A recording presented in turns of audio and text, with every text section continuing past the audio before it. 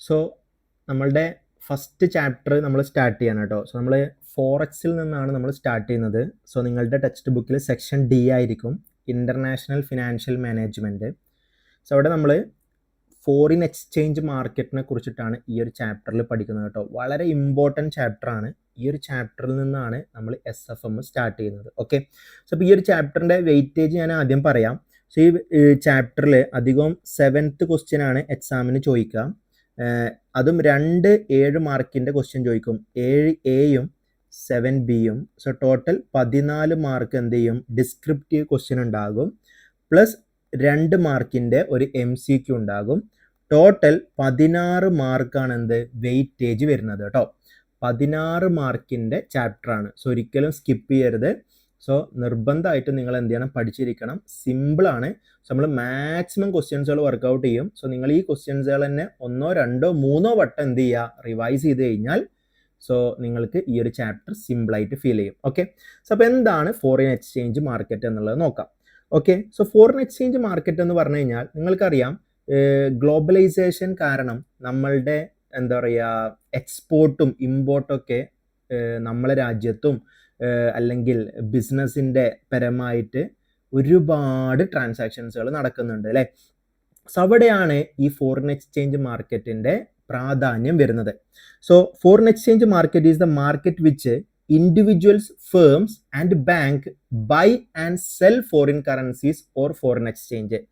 Foreign കറൻസീസുകൾ ബൈയും സെല്ലും ചെയ്യാനുള്ള ഒരു മാർക്കറ്റാണ് എന്ത്, ഫോറിൻ എക്സ്ചേഞ്ച് മാർക്കറ്റ് എന്ന് പറയുന്നത്. അപ്പോൾ നമുക്കിപ്പോൾ നമ്മളെ കയ്യിലൊരു ഡോളർ ഉണ്ട്, നമുക്കത് എന്ത് ചെയ്യണം, സെല്ല് ചെയ്ത് ഇന്ത്യൻ റുപ്പീസിലോട്ട് ആക്കണം എന്നുണ്ടെങ്കിൽ ഫോറിൻ എക്സ്ചേഞ്ച് മാർക്കറ്റിലൂടെയാണ് നമുക്ക് പറ്റുള്ളൂ. So foreign exchange market is acting as an intermediary അല്ലേ. സോ ഒരു ഇൻ്റർമീഡിയറി ആയിട്ടാണ് എന്ത് ചെയ്യുന്നത്, ഇവർ വർക്ക് ചെയ്യുന്നത്. എന്തിന്? സോ ഇവർ നമ്മളെ കറൻസീസ് എക്സ്ചേഞ്ച് ചെയ്യാൻ വേണ്ടി സഹായിക്കും ഈ ഒരു മാർക്കറ്റിലുള്ള ഡീലേഴ്സ്. ഓക്കെ, സോ നിങ്ങൾക്കറിയാം ഇവിടെ കണ്ടോ. So the purpose of foreign exchange market is to permit transfer of purchasing power denominated in one currencies to another.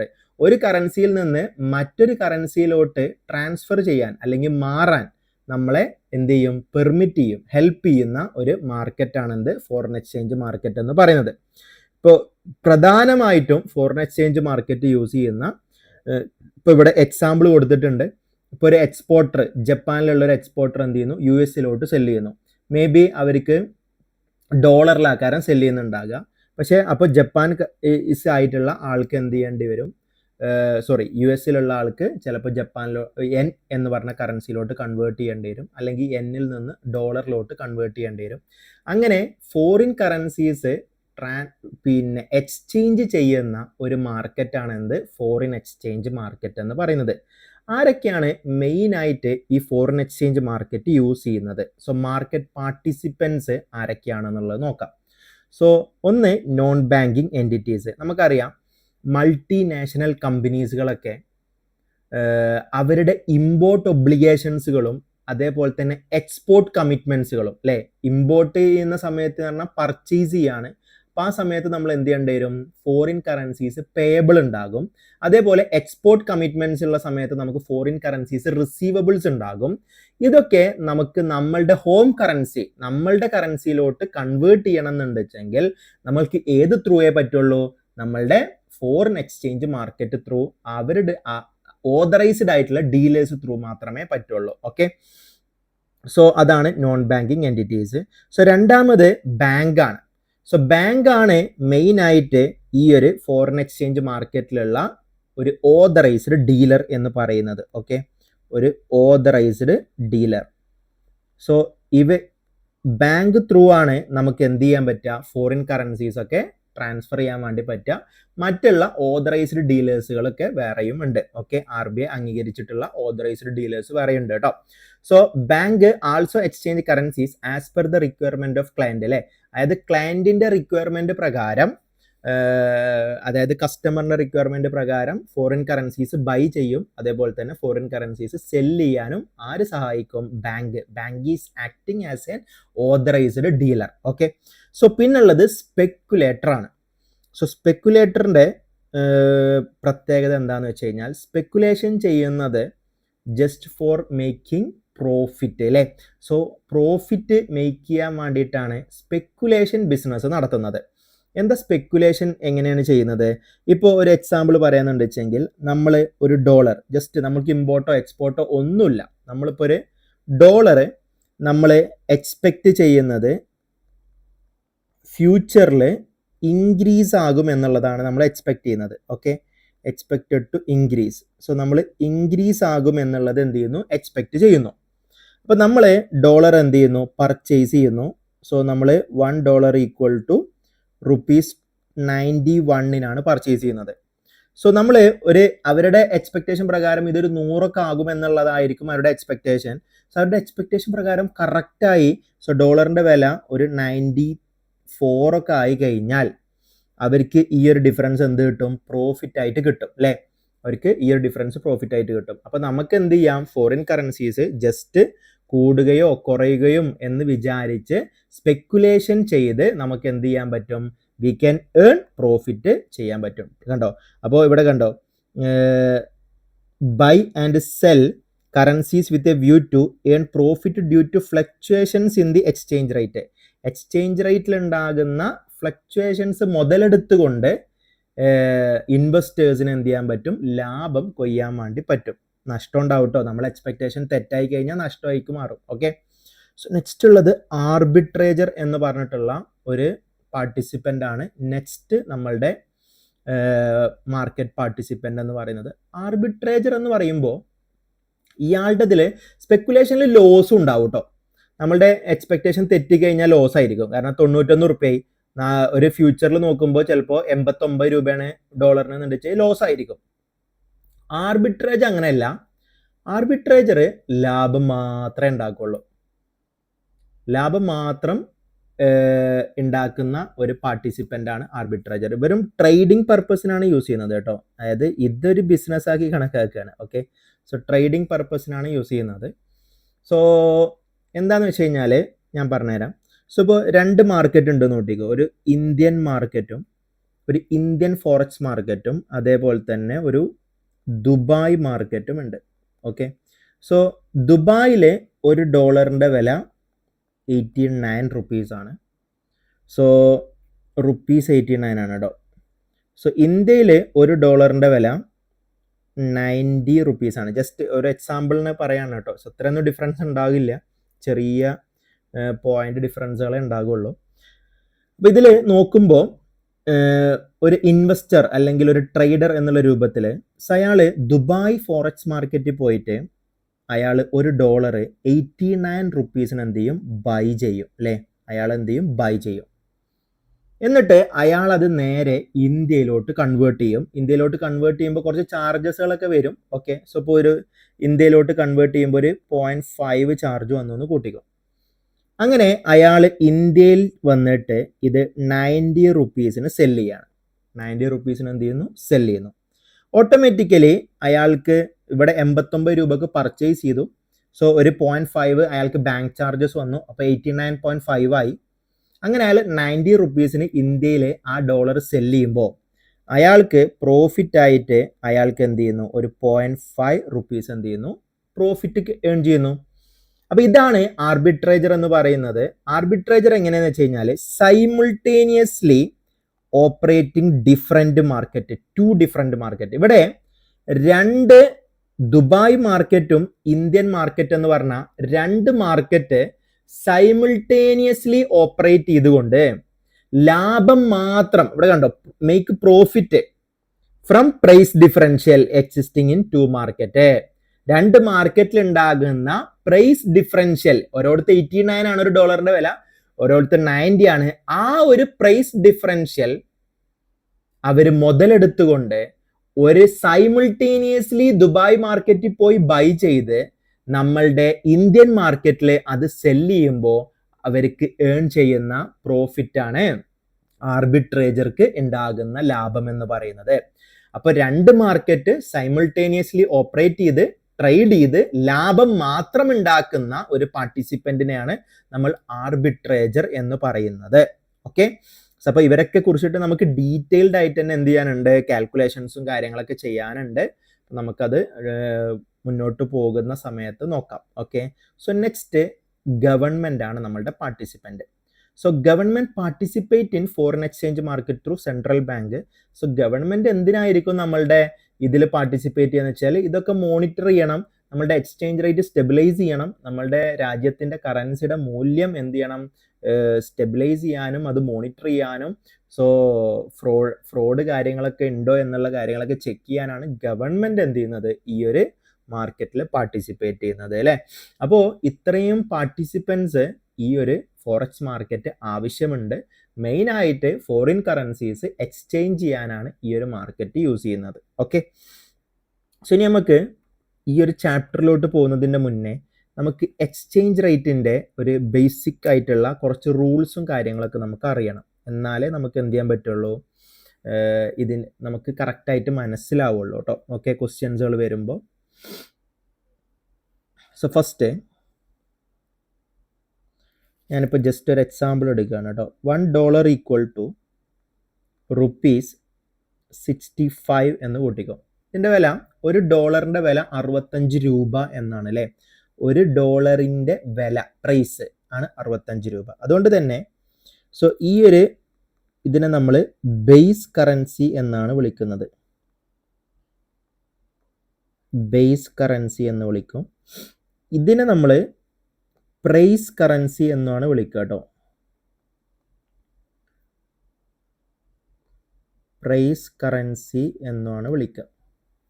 അപ്പം എന്താണ് ബേസ് എന്ന് പറഞ്ഞു കഴിഞ്ഞാൽ ഡോളറിൻ്റെ പ്രൈസ് ആണ് 65 രൂപ എന്ന് പറയുന്നത്. ഓക്കെ, സോ അപ്പോൾ നമ്മൾ എന്ത് ചെയ്യണം, ഇവിടെ ഇത് ലെഫ്റ്റ് ഹാൻഡ് സൈഡ്, നിങ്ങളുടെ ലെഫ്റ്റ് ഹാൻഡ് സൈഡ് കറൻസി ആയിരിക്കും. LHC എന്ന് വെച്ചാൽ ലെഫ്റ്റ് ഹാൻഡ് സൈഡ് കറൻസി എന്നാണ് അർത്ഥം.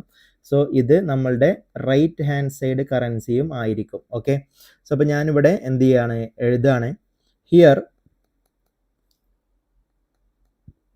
Left hand side currency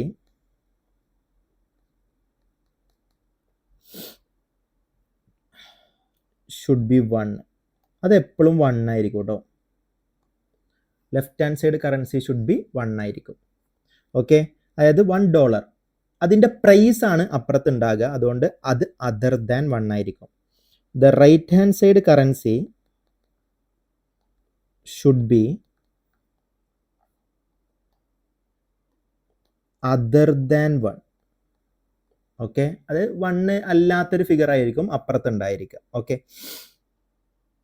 so എപ്പോഴും നമ്മൾ എക്സ്ചേഞ്ച് റേറ്റ് വായിക്കുന്ന സമയത്ത് ഈ എക്സ്ചേഞ്ച് റേറ്റ് കോട്ട് ചെയ്യുന്നത് ബാങ്ക് ആണ് അല്ലേ. അതുകൊണ്ട് തന്നെ എക്സ്ചേഞ്ച് റേറ്റ് എപ്പോഴും നമ്മൾ പറയുന്നത് ഈ $1 ബാങ്ക് $1 വിൽക്കുന്ന വില എന്ന് പറയുന്നതാണ് 65 രൂപ എന്ന് പറയുന്നത്. ഓക്കെ, അപ്പോൾ ഒരു ഡോളറിൻ്റെ പ്രൈസ് ആണ് അപ്പുറത്തെ കറൻസി റുപ്പീസ് എന്ന് പറയുന്നത് കേട്ടോ. അപ്പോൾ ഞാനിത് വളരെ ഇമ്പോർട്ടൻറ്റ് പോയിന്റ് ആണ്, ഇത് ഞാൻ ഇടയ്ക്കിടയ്ക്ക് നിങ്ങൾ ട്രിഗർ ചെയ്യിപ്പിക്കുന്ന ഒരു പോയിന്റ് ആണ്. So the exchange rate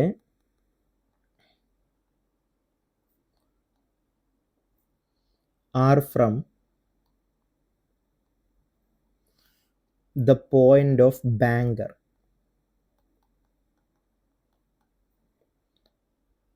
so banker point of വ്യൂവിലാണ് നമ്മൾ എന്ത് ചെയ്യേണ്ടത്, എക്സ്ചേഞ്ച് റേറ്റ് ഒക്കെ കോട്ട് ചെയ്യേണ്ടത് കേട്ടോ. ബാങ്കർ പോയിന്റ് ഓഫ് വ്യൂവിൽ നിന്നാണ് നമ്മൾ എക്സ്ചേഞ്ച് റേറ്റ് ഒക്കെ കോട്ട് ചെയ്യുന്നത്. അതുകൊണ്ട് ബാങ്കിൻ്റെ പോയിന്റ് ഓഫ് വ്യൂവിൽ വേണം നമ്മളത് വായിക്കാൻ വേണ്ടിയിട്ട് കേട്ടോ. അപ്പോൾ നമുക്ക് 2 രീതിയിലാണ് നമുക്ക് എക്സ്ചേഞ്ച് റേറ്റ് പ്രസൻറ്റ് ചെയ്യാറുള്ളത്. ഒന്ന് യൂറോപ്യൻ ടേംസിൽ പ്രസൻറ്റ് ചെയ്യാറുണ്ട്. ഇപ്പോൾ ഞാനിപ്പോൾ ജസ്റ്റ് കുറച്ച് പ്രസൻറ്റേഷൻസുകൾ കാണിച്ചു തരാം. ഇപ്പോൾ ഞാൻ ഫസ്റ്റ് എഴുതി $1 ഈക്വൽ ടു ₹65. നിങ്ങൾക്കറിയാം ഇതിൻ്റെ മീനിങ് എന്താണ്, ഒരു ഡോളറിൻ്റെ വില 65 രൂപ എന്നുള്ളതാണ്. ഇനി $$ ഈക്വൽ ടു 65 എന്ന് കാണാൻ പറ്റും. ഇതിൻ്റെ അർത്ഥവും ഡിനോമിനേറ്റർ, ഇവിടെ ഡിനോമിനേറ്റർ ഡോളറാണ്, ന്യൂമറേറ്റർ റുപ്പീസും ആണ്. ഇതിൻ്റെ അർത്ഥം എന്താണ്, ഡിനോമിനേറ്റർ എപ്പോഴും 1 ആയിരിക്കും കേട്ടോ. ഡിനോമിനേറ്റർ എപ്പോഴും എന്തായിരിക്കും, 1 ആയിരിക്കും. ഇതിൻ്റെ അർത്ഥം $1 ഈക്വൽ ടു ₹65 എന്ന് തന്നെയാണ് അർത്ഥം. സോ ഇത് യൂറോപ്യൻ ടേംസിൽ ഇങ്ങനെയാണ് എന്ത് ചെയ്യാറുള്ളത്, കോട്ട് ചെയ്യാറുള്ളത് കേട്ടോ. ഓക്കെ, യൂറോപ്യൻ ടേംസിൽ ഇങ്ങനെയാണ് സാധാരണ പ്രസൻറ്റ് ചെയ്യാറുള്ളത്. ഇനി വേറെ രൂപത്തിലും കൂടിയും ഇത് കാണാറുണ്ട്. So USD bar INR equal to 65 എന്ന് കാണാറുണ്ട്. USD എന്ന് വെച്ചാൽ ഡോളർ, INR എന്ന് വെച്ചാൽ റുപ്പീസ് ആണ്. സോ ഇവിടെ നമ്മൾ ഇങ്ങനെ കോഡിൽ തരുന്ന സമയത്ത് $1 ഈക്വൽ ടു, നേരെ വായിച്ചാൽ മതി, $1 ഈക്വൽ ടു ₹65 എന്നാണ് അമേരിക്കൻ ടേംസിൽ കേട്ടോ. സോ ഇത് അമേരിക്കൻ ടേംസിൽ ഇങ്ങനെയാണ് പ്രസൻറ്റ് ചെയ്യാറുള്ളത്. അപ്പോൾ ഇതുമല്ല, വേറെയും ഒരുപാട് പ്രസൻറ്റേഷൻസുകളുണ്ട്. അപ്പോൾ നമുക്ക് ഇത് എങ്ങനെ റീഡ് ചെയ്യണം എന്ന് പറയുമ്പോൾ നമ്മൾ എപ്പോഴും എന്ത് ചെയ്യണം, പവർ കറൻസീസുകൾ നോക്കിയിട്ട് വേണം നമ്മൾ എന്ത് ചെയ്യാൻ വേണ്ടിയിട്ട്, നമ്മളിത് കൺസിഡർ ചെയ്യാൻ വേണ്ടിയിട്ട്, നമുക്ക് റീഡ് ചെയ്യാൻ വേണ്ടിയിട്ട്. അപ്പോൾ ഞാൻ നിങ്ങൾക്ക് നമ്മളെ ലോകത്ത് ഒരുപാട് രാജ്യങ്ങളുണ്ട്, എല്ലാ രാജ്യത്തിലും ഏറ്റവും പിന്നെ മൂല്യം കൂടിയ കറൻസി ഏതാന്ന് ഉള്ളത് ഇങ്ങനെ നോക്കി പഠിക്കൽ ടാസ്ക് ആയിരിക്കും. അപ്പോൾ നമ്മളുടെ ബുക്കിലും നമ്മളുടെ എക്സാം പോയിന്റ് ഓഫ് വ്യൂലും കുറച്ച് കറൻസീസുകളുണ്ട്. ആ കറൻസീസിൽ ഏറ്റവും പവറുള്ള കറൻസി ഏതാ, ഏറ്റവും ലോവർ പവറുള്ള കറൻസി ഏതാന്നുള്ളത് പഠിച്ചു വെക്കണം.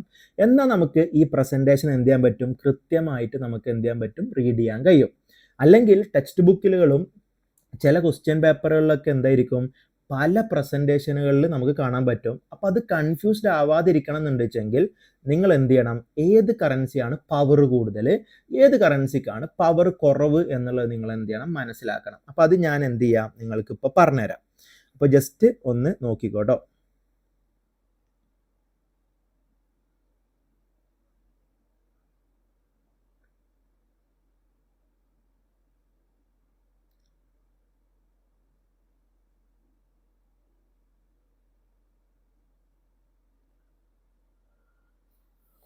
ഓക്കെ, സോ ശ്രദ്ധിക്കുക. സോ ആദ്യം തന്നെ നമ്മളുടെ പവർ കറൻസി എന്ന് പറയുന്നത് GBP ആണ്. GBP എന്ന് പറയുമ്പോൾ പൗണ്ട് കേട്ടോ. ഓക്കെ, സോ പൗണ്ട് എന്ന് പറയും. സോ ഇതാണ് നമ്മളുടെ ഏറ്റവും മൂല്യമുള്ള കറൻസി. ഓക്കെ, സോ നമ്മളുടെ എക്സാം പോയിന്റ് ഓഫ് വ്യൂ ആട്ടോ പറയുന്നത്. രാജ്യത്ത് ഇതിനെക്കാട്ടും മൂല്യമുള്ള കറൻസി വേറെ ഉണ്ട്. ഓക്കെ, അത് നോക്കണ്ട. സോ നമുക്കിപ്പോൾ എക്സാം പോയിന്റ് ഓഫ് വ്യൂവിൽ ഏറ്റവും മൂല്യം കൂടിയ കറൻസി പൗണ്ടാണ്. സോ അത് കഴിഞ്ഞാൽ യൂറോ ആണ് വരുന്നത്. യൂറോൻ്റെ കോഡ് EUR എന്നുള്ളതാണ്. സോ നിങ്ങൾക്ക് അതിൻ്റെ സിമ്പിൾ അറിയണ്ടാവും, യൂറോ. സോ അത് കഴിഞ്ഞിട്ടാണ് നമുക്ക് US ഡോളർ വരുന്നത്. Okay, so US dollar. So അതും കഴിഞ്ഞിട്ടാണ് നമുക്ക് സിംഗപ്പൂർ ഡോളർ വരുന്നത്, SGD എന്ന് പറയും. ഓക്കെ, സോ സിംഗപ്പൂർ ഡോളർ വരുന്നത്. സോ അതും കഴിഞ്ഞിട്ട് നമുക്ക് ഓസ്ട്രേലിയൻ ഡോളർ വരുന്നുണ്ട്, AUD, ഓസ്ട്രേലിയൻ ഡോളർ. സോ അതും കഴിഞ്ഞിട്ട് നമുക്ക് ന്യൂസിലാൻഡ് ഡോളർ വരുന്നുണ്ട്. ഓക്കെ, ന്യൂസിലാൻഡ് ഡോളർ വരുന്നുണ്ട്. സോ അതും കഴിഞ്ഞിട്ട് നമുക്ക് ഹോങ്കോങ് ഡോളർ വരുന്നുണ്ട്, HKD ഡോളർ വരുന്നുണ്ട്. സോ അതും കഴിഞ്ഞിട്ട് നമുക്ക് INR റുപ്പീസ് വരുന്നുണ്ട്. സോ റുപ്പീസും കഴിഞ്ഞിട്ടാണ് എന്ത് ചെയ്യുന്നത്, സോറി, ഇതിൻ്റെ മുന്നേ GBP കഴിഞ്ഞിട്ട് CHF വരുന്നുണ്ട് കേട്ടോ.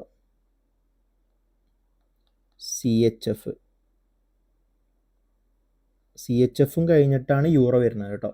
ഓക്കെ, സോ അപ്പോൾ first GBP, second CHF, third വണ്ണാണ് യൂറോ. ഓക്കെ, സോ അപ്പോൾ CHF എന്ന് പറഞ്ഞു കഴിഞ്ഞാൽ സ്വിറ്റ്സർലാൻഡ് കറൻസി കേട്ടോ. സ്വിസ് ഫ്രാങ്ക് എന്ന് പറയും. CHF എന്ന് പറഞ്ഞു കഴിഞ്ഞാൽ Swiss franc. Okay, Swiss franc എന്ന് പറഞ്ഞു കഴിഞ്ഞാൽ സ്വിറ്റ്സർലാൻഡ് കറൻസിയാണ്. സോ INRും കഴിഞ്ഞിട്ടാണ് എന്ത് വരുന്നത്, നമുക്ക് yen, ജപ്പാൻ കറൻസി, JPY എന്ന് പറയും, yen വരുന്നത് കേട്ടോ. അപ്പോൾ നിങ്ങൾ കറൻസീസ് ഒക്കെ ഒന്ന് ജസ്റ്റ് ഒന്ന് പഠിക്കണം. സോ പൗണ്ടിൻ്റെ സിമ്പിൾ നിങ്ങൾക്ക് അറിയണം. CHF നോർമലി CHF തന്നെയാണ് എഴുതാറുള്ളത്. സ്വിസ് ഫ്രാങ്ക് എന്നും പറയാറുണ്ട്. Euro, US dollar, Singapore dollar, AUD dollar, New Zealand dollar. അപ്പോൾ ഇതാണ് പവർ കറൻസീസ്. അപ്പോൾ നമുക്കിപ്പോൾ JBP ആണ് ഏറ്റവും പവറുള്ള കറൻസി. അത് കഴിഞ്ഞാൽ CHF, സ്വിസ് ഫ്രാങ്ക് ആണ്. അത് കഴിഞ്ഞാൽ യൂറോ ആണ്. അത് കഴിഞ്ഞാൽ US ഡോളർ ആണ്. അത് കഴിഞ്ഞാൽ സിംഗപ്പൂർ ഡോളർ ആണ്. അത് കഴിഞ്ഞാൽ AUD ആണ്. അത് കഴിഞ്ഞാൽ ന്യൂസിലാൻഡ് ഡോളർ ആണ്. അത് കഴിഞ്ഞാൽ HKD ആണ്. നമ്മളുടെ റുപ്പീസിനെക്കാട്ടിലും മൂല്യം കുറഞ്ഞ കറൻസിയാണ് yen കേട്ടോ. റുപ്പീസിനെക്കാട്ടും മൂല്യം കുറഞ്ഞ കറൻസിയാണ് എന്ത്, yen എന്ന് പറയുന്ന കറൻസി. ഓക്കെ, സോ അപ്പോൾ ഈ ഒരു കാര്യം നിങ്ങൾ എന്ത് ചെയ്യുക, ശ്രദ്ധിക്കുക. ഓക്കെ, ഇനി നെക്സ്റ്റ്,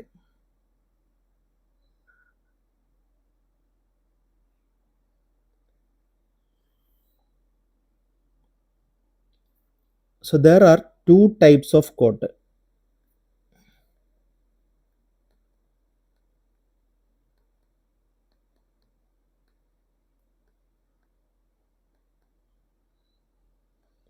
ഒന്ന് വൺ വേ കോട്ടും ടു വേ കോട്ടും.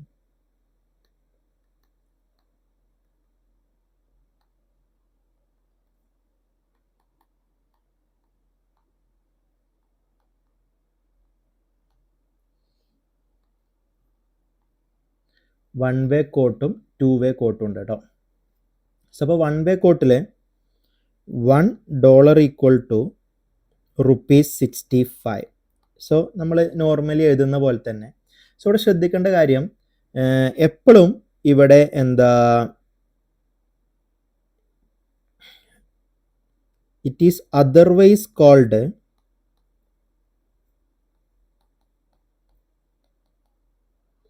Locked rate.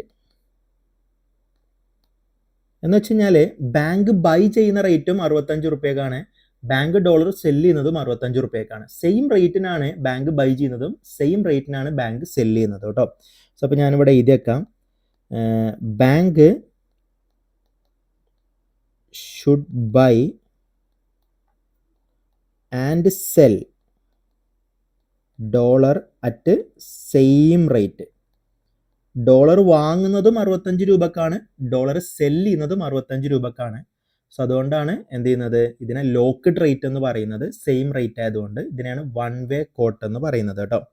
സോ ഇനി ടു വേ കോട്ട് ഉണ്ട്. ടു വേ കോട്ട് എന്ന് പറഞ്ഞു കഴിഞ്ഞാൽ $1 ഈക്വൽ ടു ₹65/66. ഓക്കെ, ഇങ്ങനെ കാണാൻ പറ്റും. അത് രണ്ട് റേറ്റ് കാണാൻ പറ്റും. അപ്പോൾ നിങ്ങൾക്കറിയാം, ഇതിൽ ഒന്ന് ഡോളർ ബൈ ചെയ്യുന്ന റേറ്റ് ആയിരിക്കും ബാങ്ക് ആണ് കേട്ടോ, ബാങ്ക് ആണ്. ഞാൻ പറഞ്ഞിട്ടുണ്ടായിരുന്നു, ബാങ്കിന്റെ പോയിന്റ് ഓഫ് വ്യൂലാണ് എക്സ്ചേഞ്ച് റേറ്റ് മൊത്തം വരിക. മനസ്സിലായോ? അപ്പോൾ ഒന്ന് ഡോളർ ബൈ ചെയ്യുന്ന റേറ്റ് ആണ്, ഒന്ന് ഡോളർ സെല് ചെയ്യുന്ന റേറ്റും ആണ്. ഓക്കെ, സോ അപ്പോൾ നമുക്ക് ബൈ ചെയ്യുന്ന റേറ്റിനെ നമ്മൾ ബിഡ് റേറ്റ് എന്നാണ് വിളിക്കുക. സോ ഇവിടെ ഇതാണ് ബൈ ചെയ്യുന്ന റേറ്റ്, ബൈ റേറ്റ്. നമുക്കറിയാം എപ്പോഴും ചെറിയ റേറ്റിനേക്കാരം ബാങ്ക് ബൈ ചെയ്യുക അല്ലേ. അപ്പോൾ അതിനാണ് ബൈ റേറ്റ്. ഇത് സെൽ റേറ്റ് ആണ്, സോ സെല് ചെയ്യുന്ന റേറ്റ് ആണ്. അപ്പോൾ നമുക്കിപ്പോൾ ഒരു $65 വേണമെന്നുണ്ടെങ്കിൽ ബാങ്കിന് 66 റുപ്യ കൊടുക്കണം, കാരണം ബാങ്ക് ഡോളർ സെല് ചെയ്യുന്നത് 66 റുപ്യക്കാണ്. നേരെ മറിച്ച് നമ്മളൊരു ഡോളർ ബാങ്കിൽ കൊണ്ടുപോയി കൊടുത്തു കഴിഞ്ഞാൽ നമുക്ക് ആകെ 65 രൂപയെ തരുള്ളൂ, കാരണം ഡോളർ ബാങ്ക് ബൈ ചെയ്യുന്നത് 65 രൂപക്കാണ്. അപ്പോൾ ബാങ്കിന്റെ പോയിന്റ് ഓഫ് വ്യൂലാണ് നമ്മൾ മൊത്തം ചിന്തിക്കേണ്ടത് കേട്ടോ, അല്ലെങ്കിൽ ആകെ തെറ്റിപ്പോവേ. അപ്പോൾ ഇതിനെ ബൈ റേറ്റിനെ നമ്മൾ ബിഡ് റേറ്റ് എന്നാണ് വിളിക്കുക കേട്ടോ. ബിഡ് റേറ്റ് എന്നാണ് ബൈ റേറ്റിനെ നമ്മൾ വിളിക്കുന്നത്. ഓക്കെ, സോ അപ്പോൾ it is the rate at which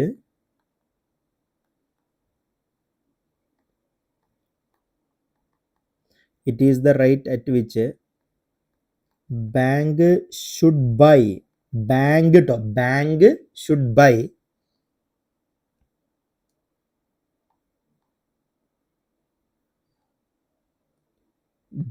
the dollar. Bank should buy the dollar. Dollar buy ചെയ്യുന്ന റേറ്റ് ആണ് ബിഡ് റേറ്റ് എന്ന് പറയുന്നത്. സോ ദാറ്റ് ഈസ് 65 ആണ് ബിഡ് റേറ്റ് എന്ന് പറയുന്നത്. ഇനി അടുത്തത് ആസ്ക് റേറ്റ് ഉണ്ട്.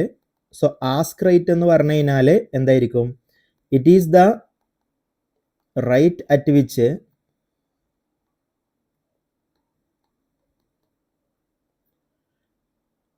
Bank should cell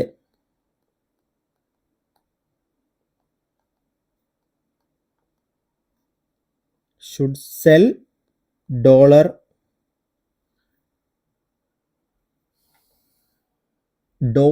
bank sell ചെയ്യുന്ന റേറ്റിനെയാണ് നമ്മൾ എന്ത് വിളിക്കുന്നത്, ആസ്ക് റേറ്റ് എന്ന് വിളിക്കുന്നത് കേട്ടോ. ഓക്കെ, സോ ഇവിടെ 66 രൂപക്കാണ് ബാങ്ക് എന്ത് ചെയ്യുന്നത്, സെല് ചെയ്യുന്നത്.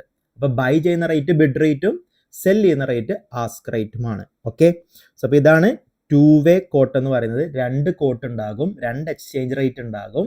രണ്ട് എക്സ്ചേഞ്ച് റേറ്റ് ഉണ്ട് വെച്ചെങ്കിൽ അത് ടു വേ കോട്ടാണ്. അതിൽ ഒന്ന് ബാങ്ക് ഡോളർ ബൈ ചെയ്യുന്ന റേറ്റ് ആണ്, രണ്ട് ബാങ്ക് ഡോളർ സെല് ചെയ്യുന്ന റേറ്റ് ആണ് 66 രൂപ എന്ന് പറയുന്നത്. സോ ഇതിനെയാണ് നമ്മൾ വൺ വേ കോട്ട് എന്നും ടു വേ കോട്ട് എന്നും പറയുന്നത് കേട്ടോ. ഓക്കെ, സോ നിങ്ങൾക്ക് മനസ്സിലായിട്ടുണ്ടാകുമെന്ന് വിചാരിക്കണം.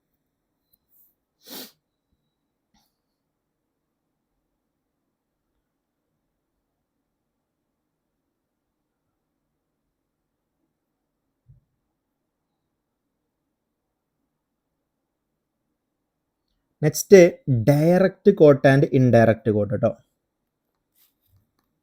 നെക്സ്റ്റ് ഹെഡിങ്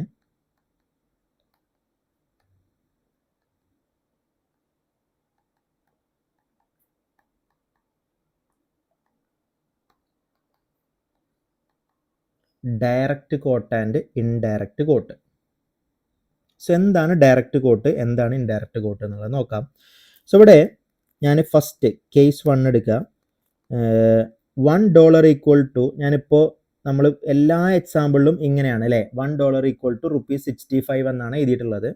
സോ ഇവിടെ നിങ്ങൾക്കറിയാം, ഇവിടെ ഡോളറാണ് എന്ത്, ഫോറിൻ കറൻസി എന്ന് പറയുന്നത്. എഫ് സി എന്ന് വെച്ചാൽ ഫോറിൻ കറൻസി. സോ ഇവിടെ റുപ്പീസ് ആണ് നമ്മളുടെ ഹോം കറൻസി അല്ലേ, നമ്മളുടെ കറൻസി എന്ന് പറയുന്നത് റുപ്പീസ് ആണ്.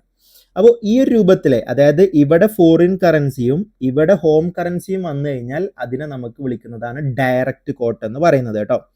സോ ഡയറക്റ്റ് കോട്ട് എന്ന് പറഞ്ഞു കഴിഞ്ഞാൽ അപ്പോൾ എന്തായിരിക്കും, direct quote equal to here home currency is the price. Home currency ആയിരിക്കും എപ്പോഴും പ്രൈസ് അല്ലേ, നമുക്കറിയാം ഇതാണ് പ്രൈസ് അല്ലേ, 65 രൂപ എന്ന് പറയുന്നത് അല്ലേ price. Is the price of 1 unit of foreign currency. Okay, ഒരു യൂണിറ്റ് ഫോറിൻ കറൻസി, അതായത് ഡോളർ ആണ് ഇവിടെ ഫോറിൻ കറൻസി, ഒരു യൂണിറ്റ് ഫോറിൻ കറൻസിക്ക് എത്ര ഹോം കറൻസി പ്രൈസ് ആണ് എന്നുള്ളതാണ് ഡയറക്റ്റ് കോട്ട് മീൻ ചെയ്യുന്നത്. അപ്പൊ നമ്മളിപ്പോൾ ഇത്രയും എന്താ പറയുക പഠിച്ച സമയത്തൊക്കെ നമ്മളുടെ എക്സാമ്പിളിലൊക്കെ ഞാൻ മെൻഷൻ ചെയ്തിട്ടുണ്ടായിരുന്നത് ഫുള്ള് ഡയറക്റ്റ് കോട്ടിലായിരുന്നു. അവിടെ നമ്മളുടെ ഒരു യൂണിറ്റ് പ്രസന്റ് ചെയ്തത് ഫോറിൻ കറൻസിനായിരുന്നു, അതിന്റെ പ്രൈസ് പ്രസന്റ് ചെയ്തത് ഹോം കറൻസിയിലുമായിരുന്നു. ഓക്കെ, സോ ഇതിനാണ് നമ്മൾ ഡയറക്റ്റ് കോട്ട് എന്ന് വിളിക്കുന്നത്. ഇനി നമ്മൾ നേരെ തിരിച്ച് ഇതിനെ എഴുതുന്ന സമയത്താണ് അത് ഇൻഡയറക്റ്റ് കോട്ട് ആകുന്നത്. ഇങ്ങനെ നേരെ തിരിച്ച് എഴുതുക, ₹1 ഈക്വൽ ടു ഡോളർ എത്രയെന്ന് പറഞ്ഞിട്ട് എഴുതൂ അല്ലേ. ₹1 ഈക്വൽ ടു എന്ന് പറയുമ്പോൾ ഇവിടെ ഹോം കറൻസിയും ഇപ്പുറത്തെ സൈഡിൽ ഫോറിൻ കറൻസിയുമായി. സോ ഇങ്ങനെ തിരിച്ചെഴുതുന്ന സമയത്താണ് ഇതിനെ നമുക്ക് എന്ത് വിളിക്കുന്നത്, ഇൻഡയറക്റ്റ് കോട്ട് എന്ന് വിളിക്കുന്നത്. അപ്പൊ നമ്മൾ ജസ്റ്റ് എന്ത് ചെയ്താൽ മതി, 1/65 ചെയ്താൽ മതി. നേരെ ഇൻവേഴ്സ് ചെയ്യാന്ന് പറയും അല്ലേ, ഇൻവേഴ്സ് ചെയ്യാന്ന് പറയും. അപ്പോൾ 1/65 ചെയ്യുമ്പോൾ ₹1 ഈക്വൽ ടു $0.01538 ആയിരിക്കും കിട്ടുന്നുണ്ടായിരിക്കുക.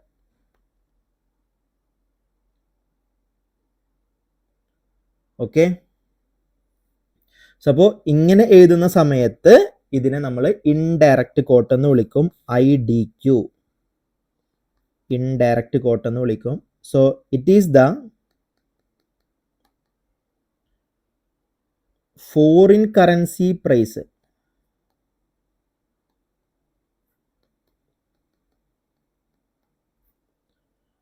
ഫോർ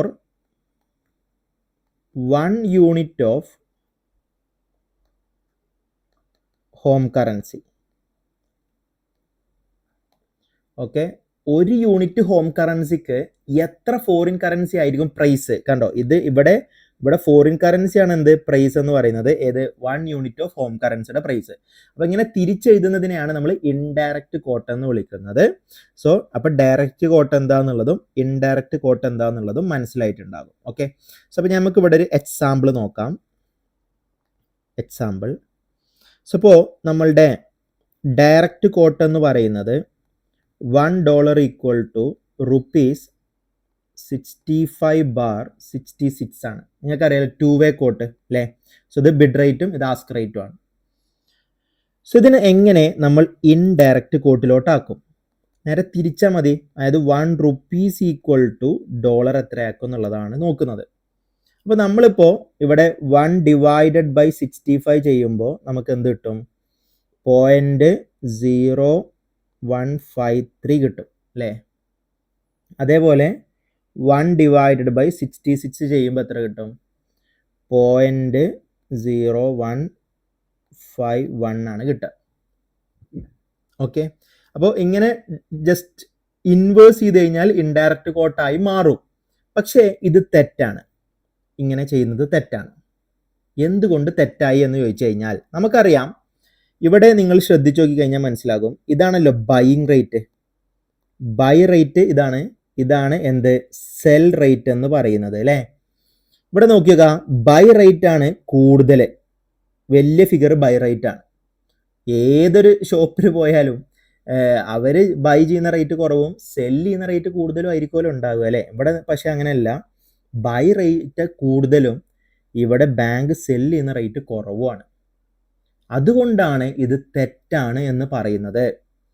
ഓക്കെ, അപ്പോൾ നമ്മൾ എങ്ങനെയാണ് ഇതിൻ്റെ ശരിയായിട്ടുള്ള വേർഷൻ എന്താണ് എന്ന് ചോദിച്ചു കഴിഞ്ഞാൽ, നിങ്ങൾ 1 rupees equal to $. Okay, so ഇതിനെ ആദ്യം ഇങ്ങോട്ടേക്ക് എഴുതണം. അതായത് ആസ്കിനെ വേണം നമ്മൾ ഇവിടെ ബിഡായിട്ട് എഴുതാൻ വേണ്ടിയിട്ട്. 0.0151 ബാർ 0.0153. ഓക്കെ, സോ ഇതാണ് കറക്റ്റ് വേർഷൻ. ഇങ്ങനെ എഴുതിയാലേ കറക്റ്റ് ആവുള്ളൂ. കാരണം എപ്പോഴും ബൈയിങ് റേറ്റ് ചെറുതായിരിക്കണം, സെല്ലിംഗ് റേറ്റ് എന്തായിരിക്കണം, വലുതായിരിക്കണം. ഓക്കെ, സോ അപ്പോൾ എപ്പോഴും നിങ്ങൾ ശ്രദ്ധിക്കേണ്ട കാര്യം 1 divided by direct quote bid. കണ്ടോ, ഡയറക്റ്റ് കോട്ടിന്റെ ബിഡ് 65. അതായത് 1 divided by direct quote bid എന്ന് പറയുമ്പോൾ നിങ്ങളിപ്പോൾ 1 ഡിവൈഡ് ബൈ 65 ചെയ്യുമല്ലോ. അതാണല്ലോ 1 divide by direct quote bid. Okay, so അപ്പോൾ 1 divide by direct quote bid ചെയ്യുമ്പോൾ നിങ്ങൾക്ക് കിട്ടുന്നത് എന്താണ്? ഇൻഡയറക്റ്റ് കോട്ടിലെ ആസ്ക് ആയിരിക്കും. ഇൻഡയറക്റ്റ് കോട്ടിലെ ആസ്ക് റേറ്റ് ആണ് കിട്ടുക. അത്ര മാത്രം ചിന്തിച്ചാൽ മതി. അതായത് ബിഡ് കൊണ്ട് ഡിവൈഡ് ചെയ്യുമ്പോൾ അത് നമ്മൾ എഴുതേണ്ടത് ആസ്കിലോട്ടാണ് എഴുതേണ്ടത്. കണ്ടോ, ഞാനിവിടെ ആസ്കിലോട്ടാണ് എഴുതിയിട്ടുണ്ടാകുക. അതേപോലെ തന്നെയാണ് ഇവിടെ 1 divided by direct quote ask. നിങ്ങൾ ആസ്ക് കണ്ടോ, ഇവിടെ 1 ഡിവൈഡ് ബൈ 66 ചെയ്യുമ്പോൾ നിങ്ങൾക്ക് അത് ആസ്ക് അല്ല കിട്ടുക, അത് ഇൻഡയറക്റ്റ് കോട്ടിലെ ബിഡായിട്ടാണ് കൺസിഡർ ചെയ്യേണ്ടത്. അപ്പോൾ ഇത്രയേ ഉള്ളൂ. സോ ഇത് എന്തുകൊണ്ടാണ് ഇങ്ങനെ ആയത് എന്ന് ചോദിച്ചു കഴിഞ്ഞാൽ, നമ്മൾ ഡയറക്റ്റ് ഡിവൈഡ് ചെയ്യുന്ന സമയത്ത് ഇവിടെ ബൈയിങ് റേറ്റ് കൂടുതലും സെല്ലിംഗ് റേറ്റ് കുറവുമായിട്ട് കാണാൻ പറ്റും. അത് തെറ്റായിട്ടുള്ള രീതിയാണ്. കാരണം ഒരിക്കലും ബാങ്ക് അങ്ങനെ ചെയ്യൂല. എപ്പോഴും ബൈയിങ് റേറ്റ് കുറവും സെല്ലിംഗ് റേറ്റ് കൂടുതലുമായിരിക്കും.